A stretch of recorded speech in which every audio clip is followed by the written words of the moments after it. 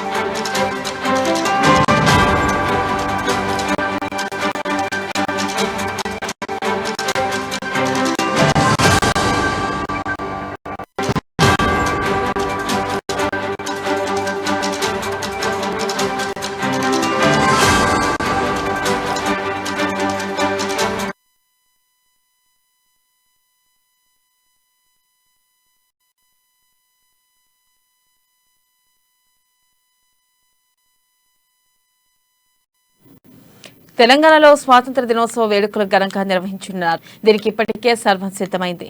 ఇక ఉదయం 9:40 ప్రగతి భవన్లో జాతీయ జెండా సీఎం కేసీఆర్ ఎగరవేయనున్నారు.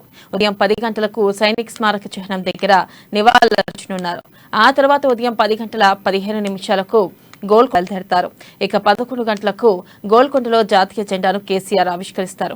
11:05 రాష్ట్ర ప్రగతిపై కేసీఆర్ ప్రసంగం చేయనున్నారు. కేసీఆర్ గోల్కొండ నేపథ్యంలో ట్రాఫిక్ ఆంక్షలు విధించారు. ఉదయం 7 గంటల నుండి 12 గంటల వరకు ట్రాఫిక్ ఆంక్షలు ఉండనున్నాయి. రాణి మహల్ లాన్స్ గోల్కొండ కోట రోడ్డు మూసివేసిన పోలీసులు ఇప్పటికే వీఐపీలు అధికారులకు పాస్లు జారీ చేశారు.